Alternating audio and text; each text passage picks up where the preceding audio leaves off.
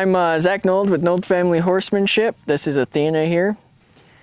Welcome to the second part of our Groundwork series on a YouTube video. Today we're going to go over the Hindquarter Yield. This is something you need to do after round penning once the horse is in the halter with a lead rope, and you're going to yield the hindquarters using a stick and string. Probably won't need the string. And you need to do this before lunging because realistically you have to have a good hindquarters yield for them to stop on the lunge line. What we're going to show you today is something that they call getting control of the gas pedal of the horse. So when you think about a horse, the front end, the forequarters is what we call the front end, is the brakes. When a horse goes to stop, it sits down on its hind end and puts its front legs out in front of it. The back end is called the hindquarters. That is going to be the gas. So when you want to go and you go at speed, they're going to reach forward with their front and back legs and dig in and pull. The more control you have on the hind end, the better you're going to stop, the more controlled under saddle you're going to be, and it all starts here on the ground. So I'm going to show you on Athena here, a wild Mustang, how it's done. If this can be done on a wild Mustang, because I got her straight from the wild and she now does it, it can be done on any horse. Okay, so like I said in a previous video, you're going to do your phases of pressure. So the first phase of pressure is you're going to step into position here. I'm going to hold my hand with the rope, which I'm going to not coil around my arm, but drape in my hand up about 18 inches from her face, right behind her eye, because I don't want her turning into me. A new horse will turn into you because it just doesn't understand. That's why this is here. It's kind of a block.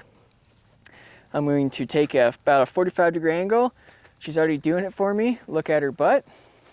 And this is the first phase of pressure. So she's going to move around. I want this foot here to stay in place. And I want the back feet to move over left to right. Something very important to do with this is rub them down when you want them to stop or after they stop, so they understand not to be afraid of the stick and string or you. And then when you've done that for about 10 seconds, 15 seconds, go back, put your hand back up. The first phase is me looking at her butt. The second phase is me actually pointing the stick at her butt, bouncing. Then the third phase is bouncing bigger. And realistically, what you want to do is you want her to do it with as little pressure as possible. I'm just showing you the phases. She probably doesn't need them all. Then when you want her to stop, rub her down. And you're going to do this both sides. If the horse pushes into you, which can be a problem when they're brand new, it's okay to tap them on the face. Don't hit them, don't punch them, but you can push them. You can push them away. So that's teaching them, hey, I don't want you to in my bubble.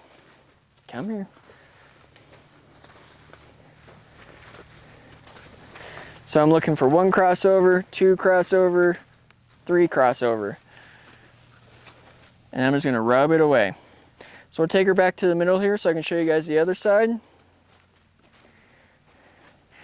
So other side's the exact same method. Switch hands, switch stick and string, hand up here, park yourself by the shoulder here, take a 40, she's already anticipating what I want. So that's a problem you're gonna run into. Rub it away until she stops. I didn't give her any cues there for her to do that. I'm gonna point my belly button at her hind end. I'm gonna look at it. I'm gonna be at a 45-degree angle to it. She's doing it again, so I'm gonna rub her to a stop is what they call it. She's gonna do it again. So this is something you'll have them do. They'll start anticipating it, and you don't want that. Because what happens when you get in the saddle, if they're anticipating you, they might do something you don't want just because they think it's what you're gonna ask them to. The first cue for her to move is for me to bend over and look at her butt. So I'm gonna bend over, there you go. So she's going around. I'm gonna hold my hand up, make her pivot on that foot, and cross those feet over, just like that. I'm gonna rub her to a stop. I'll show you that one more time on this side. Hold my hand up, I'm looking at her. I'm gonna bounce. If you absolutely have to, the 4th stage of pressure is to tap her butt, and it's 1, 2, 3, 4, 1, 2, 3, 4, 1, 2, 3, 4. And so see how she keeps that front foot planted? That's what you're looking for. Initially, they may walk forward on you. If they do walk forward in the hindquarters yield, it's not them being disrespectful. They're just trying to figure out what you want, especially if you haven't taught it before. Just back them up. Just stop them, back them up a little bit, and then go right back to yielding the hindquarters. So if you like this and you want to watch some more, make sure you hit the subscribe button and tune in for the next episode. Have a good day, guys.